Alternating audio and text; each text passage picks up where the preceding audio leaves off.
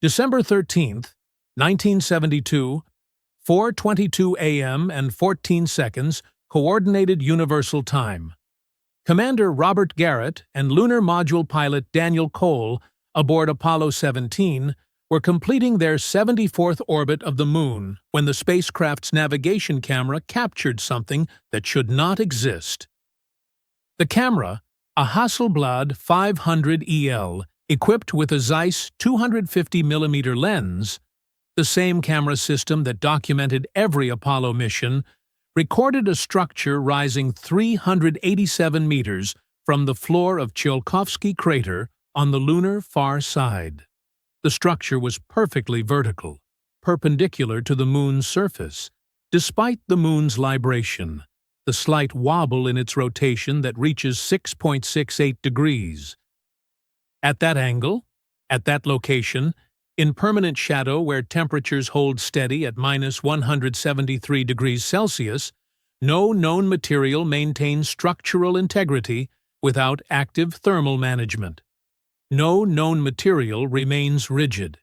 And yet, there it stood. Garrett was 47 years old, 14 years with NASA, a veteran of 3 Gemini missions with a PhD in geology from MIT. He had spent 847 hours in lunar orbital simulation, had memorized every crater, every mare, every documented feature of the Moon's far side. Cole was 42, former Navy test pilot, 2,300 hours in experimental aircraft, selected for Apollo specifically for his precision under pressure. These were not men prone to error, not men who misidentified geological formations, not men who panicked. When Garrett keyed the communication system to Houston, his voice was calm, measured, exactly as trained. Houston, Apollo 17. We have visual on anomalous structure, Tsiolkovsky crater, coordinates 21 degrees south, 129 degrees east. Request confirmation you're receiving camera feed. The response from Mission Control came 2.6 seconds later, the standard light speed delay for Earth-Moon communication. Copy, Apollo 17. We're receiving. Stand by. But 8.3 seconds into Garrett's transmission, the audio cut. Not static. Not interference. Complete silence. According to NASA's official mission transcript, the communications loss occurred at exactly 4:22 a.m. and 22 seconds UTC. The next transmission from Apollo 17 came 24 minutes and 47 seconds later. In that silence, something happened. When Garrett's voice returned at 4:47 a.m. and 9 seconds UTC, the tone had changed. Flat, monotone, scripted. Houston, Apollo 17. We experienced temporary signal degradation. Resuming orbital operations. All systems nominal. Cole's voice followed, identical in cadence. Confirm Houston. Nominal parameters. Continuing mission timeline. Controllers in Houston noted the shift. Flight director noted it in his console log. A handwritten note later archived. Crew affect markedly different post-comms loss. Recommend psych eval on return. But that evaluation never happened. The film cartridge from the Hasselblad camera, the one that captured the structure, never made it to the standard NASA imaging analysis facility at Johnson Space Center. It was diverted. Stamped with a Department of Defense classification marking before the command module splashed down in the Pacific Ocean. The classification, National Security Space Activities, the same designation used for reconnaissance satellites, for nuclear early warning systems, for programs where revelation could alter geopolitical stability, for a crater on the Moon. 2 men saw something at 4:22 a.m. UTC on December 13, 1972. 2 men trained to observe, to document, to report without bias. The camera recorded it. Houston received it. and in 8.3 seconds, someone decided the world was not ready to know. That Department of Defense classification remained in place for 47 years. The film cartridge sat in a secure facility at Wright-Patterson Air Force Base in Ohio, cataloged under a reference number that connected to no publicly accessible mission documentation, visible only to personnel with clearances that extended beyond standard NASA oversight. It might have remained there indefinitely, buried in bureaucratic layers designed specifically to prevent discovery, except for one detail the classification officers had not anticipated in 1972: the Freedom of Information Act, and the patience of researchers who understood that government secrecy has a half-life, that eventually, through systematic requests and legal pressure, fragments surface. In 2019, Dr. Jenna Voss, a specialist in satellite image processing who had spent 11 years at the Jet Propulsion Laboratory analyzing Martian topography before moving to independent research, filed her 17th FOIA request regarding Apollo 17 lunar photography. She was not looking for anomalies. She was mapping crater formation patterns, comparing Apollo-era images with modern Lunar Reconnaissance Orbiter data to track micrometeorite impact rates over 5 decades. What she received were 14 frames from the classified film cartridge, heavily redacted, released under a judicial order after a 3-year legal battle that NASA fought with unusual intensity for what they claimed were routine orbital photographs. The 14 frames showed Tsiolkovsky Crater from an altitude of 62 miles, captured during orbit 74. 13 frames showed the expected geography: crater walls, central peaks, the dark basaltic floor that marked ancient lava flows from 3.2 billion years ago. The 14th frame showed the structure.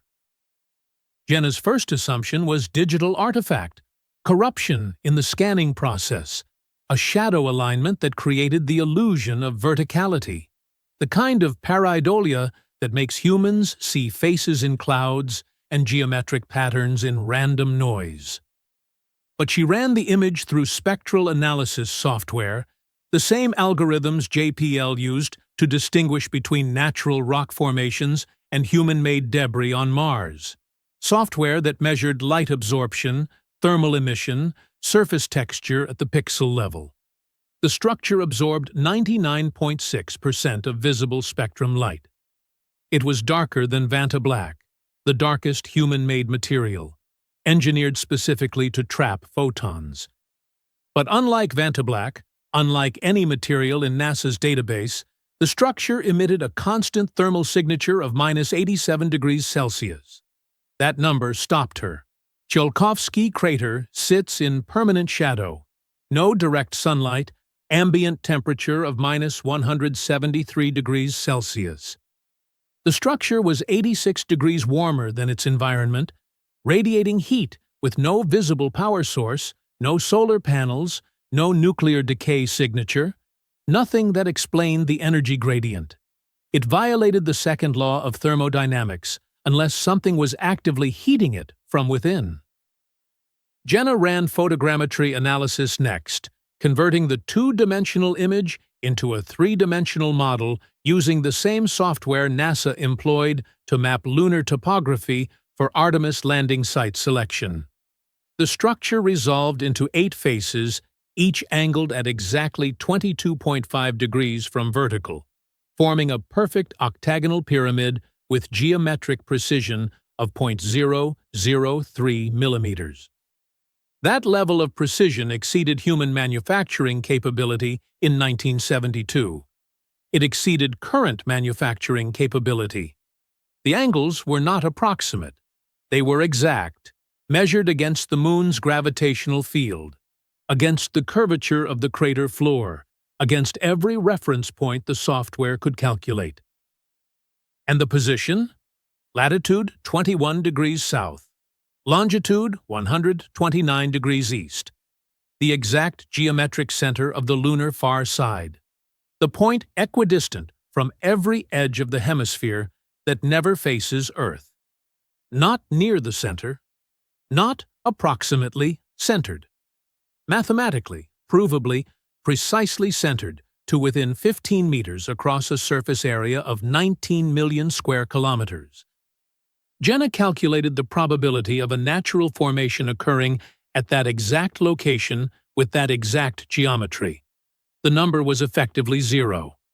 She published her findings in a peer-reviewed planetary science journal, carefully worded, presenting the data without speculation, letting the measurements speak.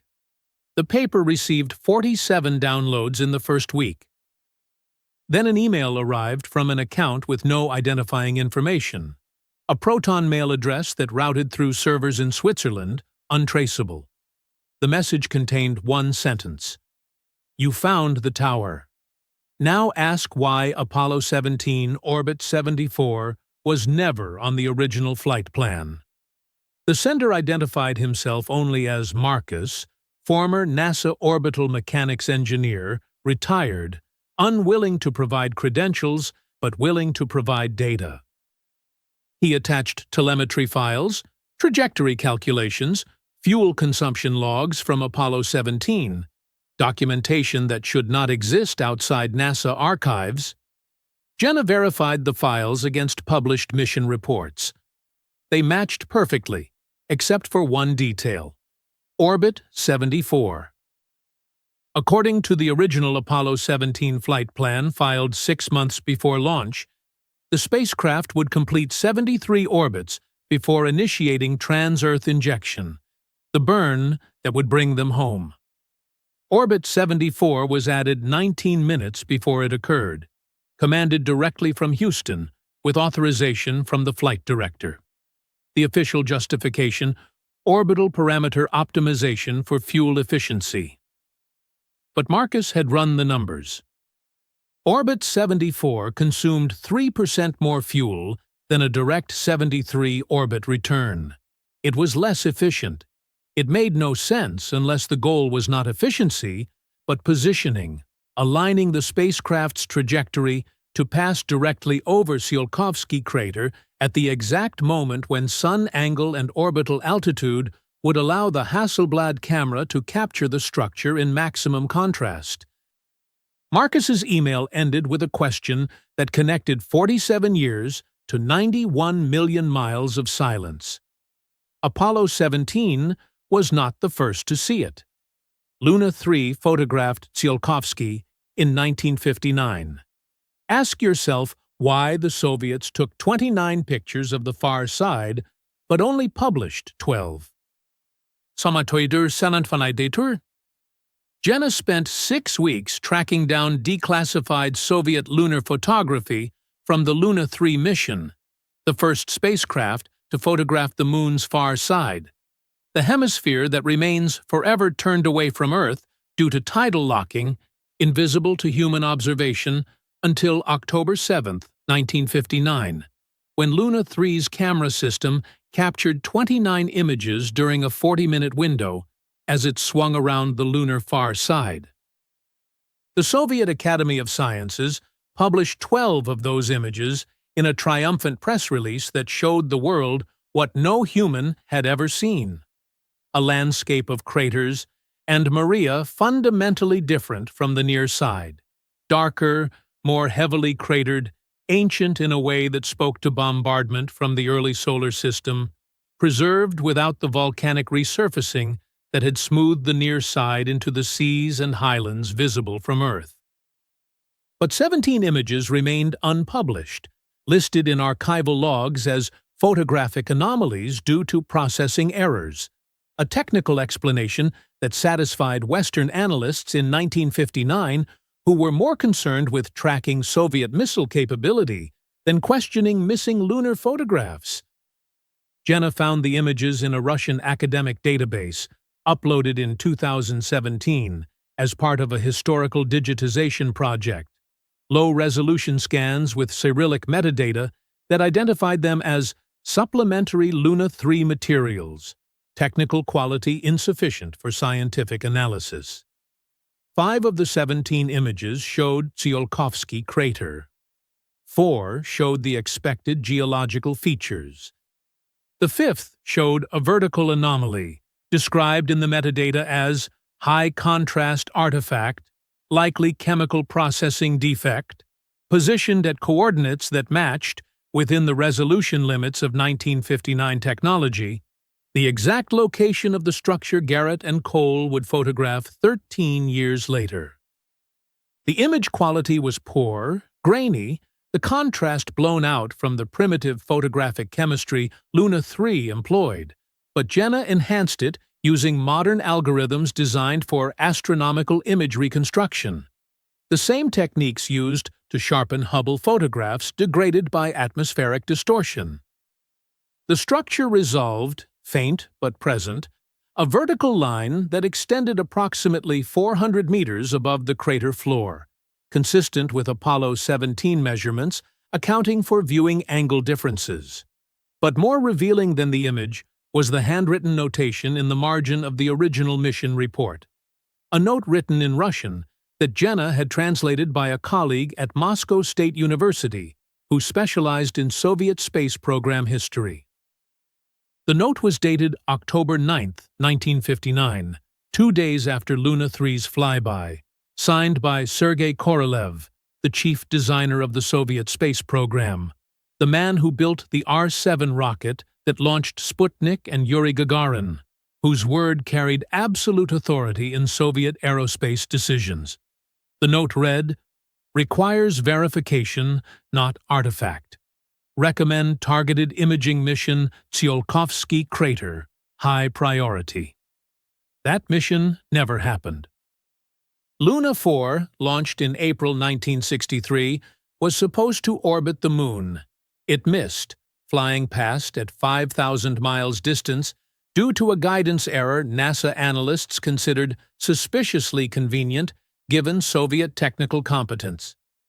Luna 5 through Luna 8, launched between 1965 and 1966, were all targeted at the near side, safe landing tests that avoided the far side entirely, despite the scientific value of imaging the unobserved hemisphere. Korolev died in January 1966 during routine surgery, complications from injuries sustained in Stalin's gulags decades earlier, and with him died institutional memory of what Luna 3 had seen, or so the official history suggested. Marcus's second email arrived 3 days after Jenna published her Luna 3 findings.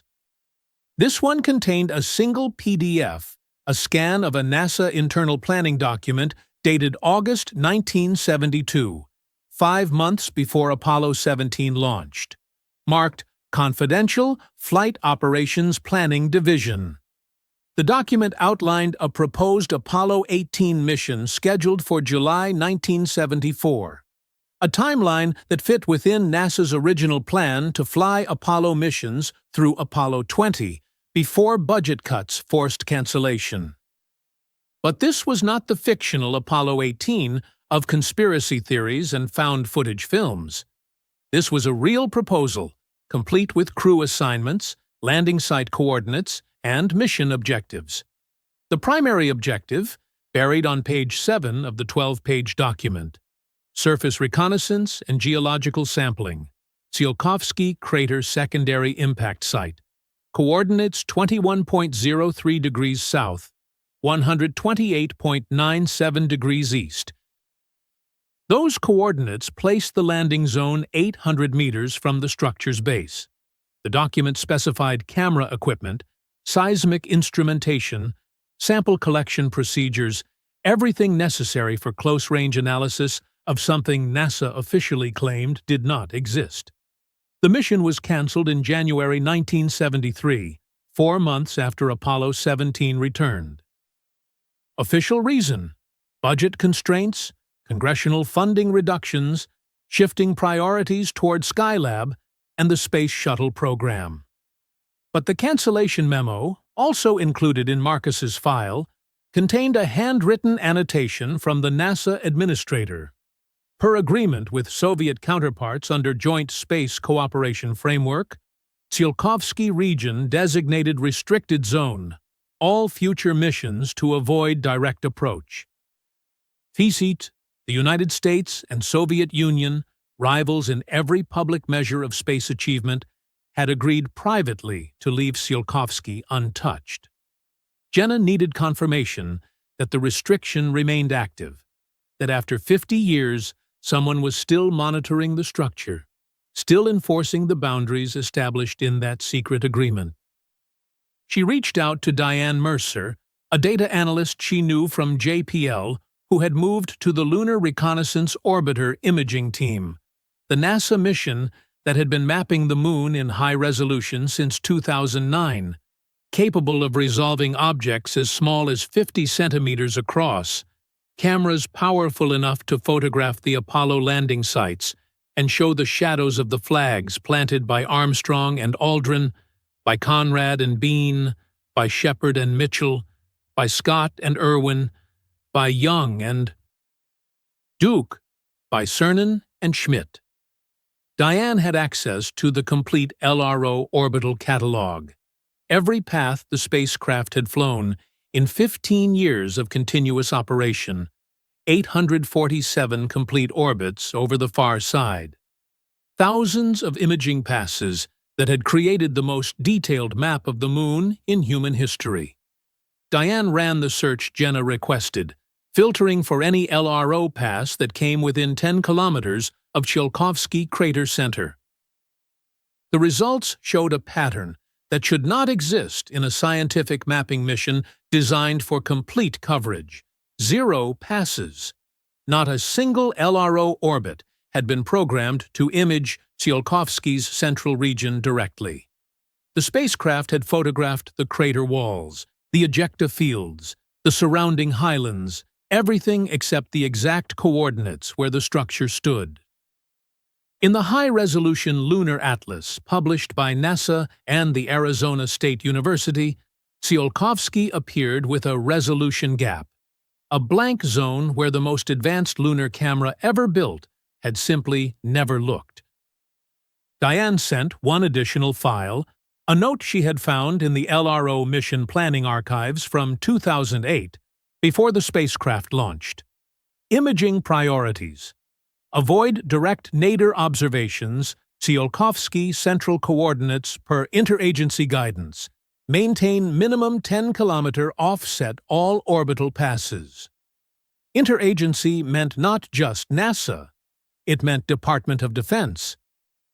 It meant agreements that crossed boundaries of scientific research into territories where classification and control superseded discovery. And it meant that somewhere in the bureaucratic machinery of space exploration, people were still protecting a secret from 1959, still maintaining the restrictions established when Korolev saw something that required verification, still enforcing the boundaries that kept Apollo 18 on the drawing board, and LRO cameras pointed anywhere except at the one location that mattered most. Marcus's final email came with an audio file and a name. Travis Chen, retired communications technician, 32 years with NASA, worked Apollo missions 10 through 17, specialist in telemetry signal processing, the person who decoded radio transmissions from spacecraft traveling 250,000 miles from Earth and turned electromagnetic noise into human voices. Travis had kept copies of everything, backup recordings made on reel-to-reel tape, archived in his garage in Florida, recordings that NASA never requested he return when he retired, because officially they had the master copies and backups were redundant. Except Travis's backups included something the official archives did not. The 24 minutes and 47 seconds of silence between Garrett's first transmission about the structure and his second, scripted transmission claiming signal degradation. It was not silence. It was encrypted. And Travis, with equipment he had preserved from 1972 and knowledge of encoding protocols NASA thought were forgotten, had spent 2 months decoding it. The audio file Travis sent to Jenna was 11 minutes and 32 seconds long, extracted from the center of the 24-minute silence. the portion where signal encryption was densest, where the waveform analysis showed patterns that matched NASA's classified communication protocols used for Department of Defense payload discussions, protocols designed to prevent Soviet interception during the Cold War, protocols that required both Houston and the spacecraft to have synchronized decryption keys, which meant the encryption was intentional, coordinated, not a malfunction, but a choice to hide conversation in plain sight. The recording opened with a voice Jenna recognized from mission transcripts, the Capcom on duty that day, call sign Houston, speaking with the controlled urgency of someone managing a situation that had no procedural precedent. Apollo 17, Houston. Confirm visual acquisition on target structure, coordinates transmitted previous. There was the 2.6-second light delay, then Garrett's voice, and for the first time in 50 years, someone outside NASA's classified channels heard what he actually said in that moment. Affirmative, Houston. Visual confirmed. Christ, it's massive.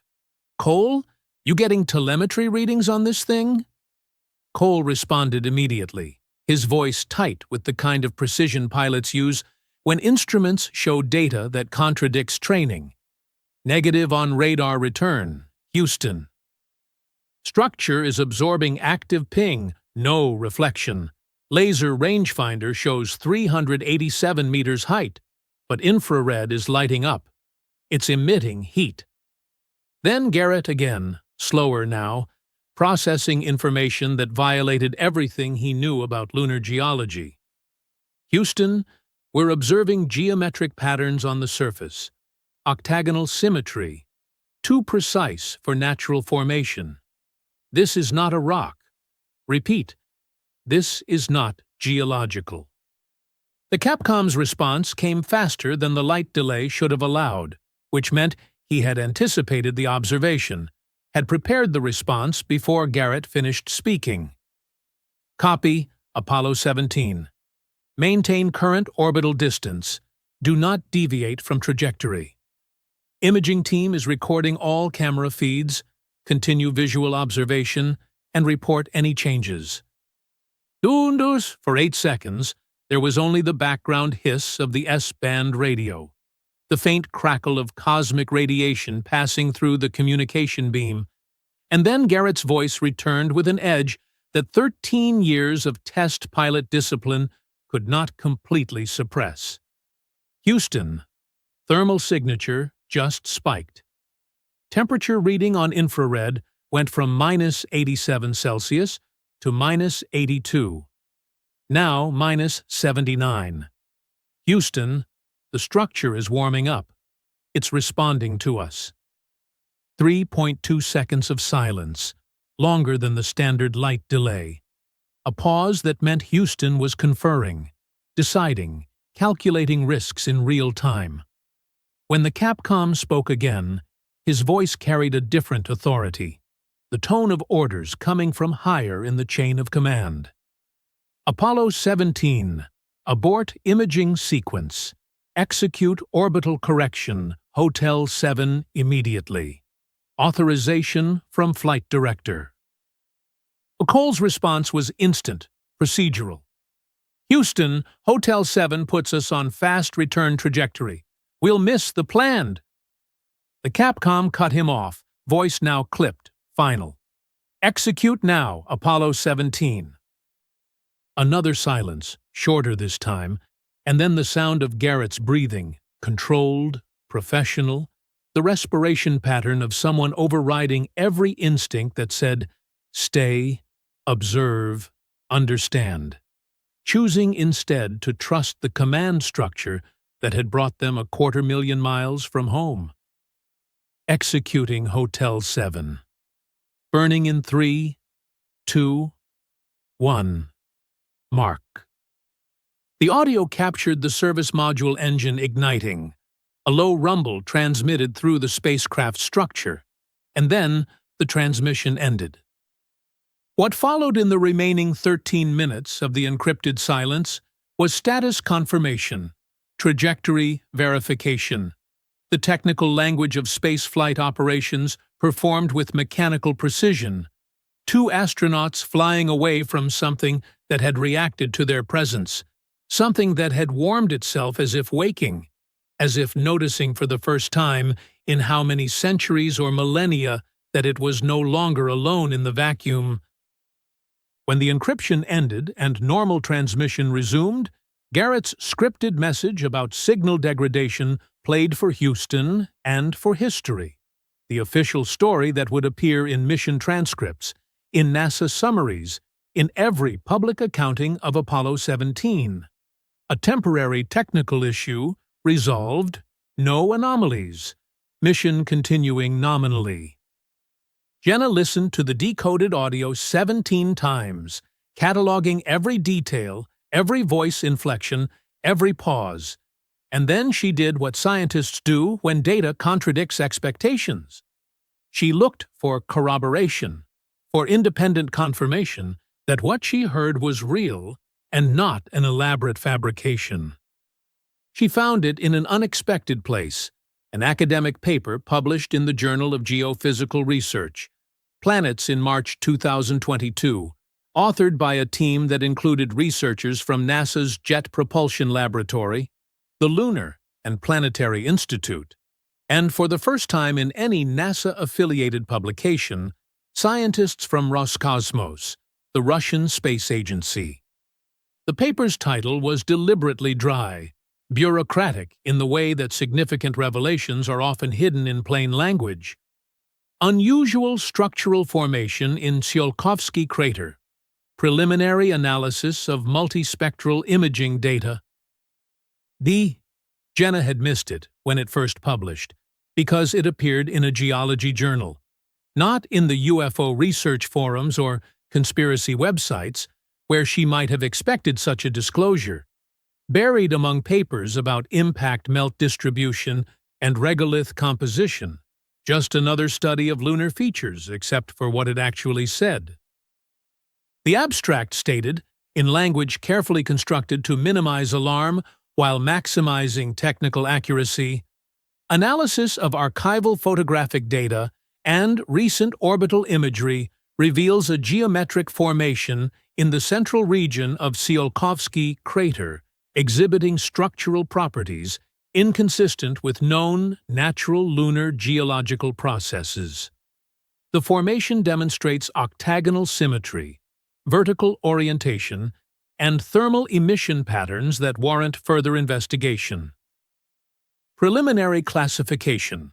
Architectural anomaly of unknown provenance. The word architectural appeared nowhere else in lunar geology literature. It meant designed, built, engineered, and unknown provenance was the academic equivalent of saying we have no idea who made this or when or why, but someone did. The paper included spectral analysis data from Lunar Reconnaissance Orbiter observations taken in 2018, 2020, and 2023, carefully targeted observations that contradicted Diane's finding that LRO never looked at Tsiolkovsky's center, which meant someone had finally pointed the cameras directly at the structure and published what they saw, hiding the revelation in technical language that only specialists would read. The paper's conclusion contained a sentence that connected 5 decades of silence to the present moment. Ongoing monitoring protocols have been established through international cooperation frameworks. Further investigation is recommended prior to planned human surface operations in lunar southern polar regions as part of Artemis program objectives. The southern polar region, where NASA planned to land Artemis 3, was 1,742 miles from Tsiolkovsky. Different hemisphere, different geology, different everything. But the recommendation suggested proximity mattered, suggested that whatever stood in Tsiolkovsky crater created a zone of caution that extended across the moon, suggested that before NASA sent humans back to the lunar surface for the first time in 50 years, they needed to understand what Garrett and Cole had seen, what had warmed itself when Apollo 17 passed overhead. what still waited in the permanent shadow of a crater on the far side, hidden from Earth, but no longer hidden from history. Diane's analysis of Lunar Reconnaissance Orbiter data revealed something the 2022 paper had not mentioned, a pattern visible only when comparing spectral readings across multiple years, a detail that required access to raw telemetry rather than processed images. The structure's thermal signature, that constant minus 87 degrees Celsius emission that had puzzled Jenna from the beginning, was not actually constant. It shifted, subtle variations of 2 to 3 degrees that occurred in specific years: 2018, 2020, 2023. Each shift lasted approximately 72 hours, a brief warming followed by return to baseline, and each occurrence was separated by almost exactly 2 years, a periodicity that matched nothing in lunar geology, nothing in solar cycles, nothing in any natural process anyone could identify. The next shift, if the pattern held, would occur in 2025. That date aligned with another timeline, one that had been public since 2017 when NASA announced the Artemis program. Artemis 3, the mission that would return humans to the lunar surface for the first time since Apollo 17, was scheduled for late 2025. The coincidence was too precise to ignore, which meant either the structure operated on a schedule that happened to match human mission planning, or someone planning Artemis knew about the pattern and had chosen the launch window deliberately, positioning astronauts to be on the moon when the structure next activated, when it warmed itself for reasons no one outside classified briefings understood. The question Jenna kept returning to, the one that framed everything she had discovered, was not whether the structure existed because the evidence made existence undeniable, but why governments had chosen this particular form of secrecy, acknowledging the anomaly in academic papers while simultaneously restricting direct observation, allowing researchers to publish data while ensuring no spacecraft approached close enough to resolve details that might transform architectural anomaly into something more specific, more definitive, more difficult to contain within the boundaries of scientific uncertainty. The answer, she realized, was not concealment, but management, a calibrated release of information that prepared humanity for a truth that could not be hidden forever, but also could not be revealed all at once without triggering the kind of civilizational disruption that topples governments and religions and every assumption we make about our place in the cosmos. Because if the structure was artificial, and if it had stood in Tsiolkovsky crater for the 3.2 billion years indicated by the surrounding lunar surface, then it predated complex life on Earth, predated oxygen in our atmosphere, predated everything except bacteria and archaea in ancient oceans, which meant whoever built it had been exploring the solar system when Earth was a planet of microbes, had been capable of interstellar travel or generational patience or technologies we cannot. Imagine while our world was lifeless rock and water and chemistry that had not yet stumbled into replication and evolution. And if they built something that endured for billions of years, if they engineered materials and systems that survived cosmic radiation and micrometeorite bombardment and the absolute cold of permanent shadow, then they were not just advanced. They were beyond our current comprehension of what advancement means. But the structure stands silent now, inactive except for those brief warming cycles, which raises the question that defines the Great Filter hypothesis. Where are the builders? If a civilization could construct something that outlasts continental drift and species extinction and everything we consider permanent, why are they not here? Why is the moon not covered in their cities? Why is the solar system not filled with their descendants? The Great Filter suggests that all technological civilizations reach a point where they either transcend to something we cannot detect or they destroy themselves, or they encounter something that ends them. And the silence of the cosmos, the absence of radio signals from a galaxy that should be crowded with life, if life is common, suggests the filter is real and it is effective. The structure in Tsiolkovsky might be evidence of the filter, a monument left by a civilization that passed through this solar system and then disappeared, leaving only a tower in the dark as proof they existed, a warning or a beacon or a tombstone that says we were here, we reached this far, we built things that would outlast us, and still we are gone. And if they are gone, if a civilization capable of building structures that endure for geological timescales could not survive whatever came next, then what chance do we have, we who have barely left our own planet, we who still fight wars over resources and borders and ideas? We who cannot agree on whether the evidence in front of us means we should approach or retreat. NASA has chosen, for now, to maintain distance. The Artemis landing sites, carefully selected after years of analysis that considered ice deposits and solar exposure and terrain navigability, cluster around the lunar South Pole, Shackleton Crater, and Nobile Rim, locations that offer less scientific diversity than Tsiolkovsky but provide something more valuable in the current calculus: separation, 2,800 kilometers of lunar surface between human boots and whatever waits in that crater, enough distance to establish a presence without triggering a response, without warming the structure beyond those periodic cycles, without discovering whether the architectural anomaly is truly dormant or simply patient. Engineers have questioned the site selection, pointed out that Tsiolkovsky's central peaks offer mineral compositions found nowhere else on the Moon, that the crater's depth provides natural radiation shielding, that scientifically it represents a more valuable target than the polar regions.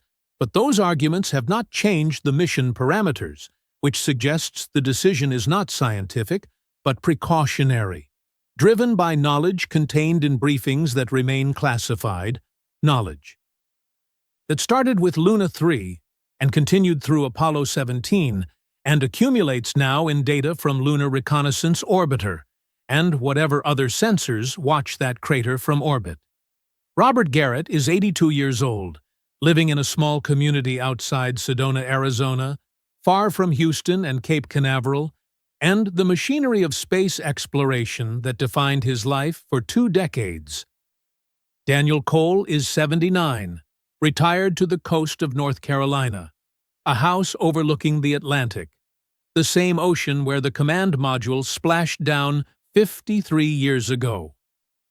Both men stopped giving interviews about Apollo 17 in 2015, a mutual decision reached independently as far as public records show, both declining requests from documentarians and historians and journalists who wanted to mark anniversaries and capture oral history before the generation that walked on the Moon passed into memory. Garrett made one public statement after that, speaking at a private conference for Apollo veterans in 2017, a gathering closed to media where astronauts who had flown to the Moon could speak freely among themselves. Someone recorded his comment, leaked it years later in a forum dedicated to space history.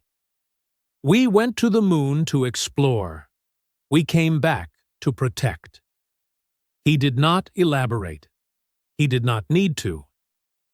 The people in that room understood that exploration and protection are not contradictory missions but sequential ones, that sometimes what you find is more important than what you sought, that knowledge carries responsibility, and that protecting Earth might mean keeping distance from things we do not yet understand. The 2022 paper used the term provenance to describe the structure's origin, a word that means source or derivation, carefully chosen for its neutrality, its lack of implication. The authors did not write creator or builder or engineer because those words assign intelligence, intentionality, purpose, and assigning those attributes to something on the Moon means acknowledging that intelligence exists or existed beyond Earth, that we are not alone and perhaps never were, that the universe has or had other inhabitants who came to our solar system and left evidence of their passage, and that acknowledgement changes everything. It changes religion and philosophy and our understanding of human specialness.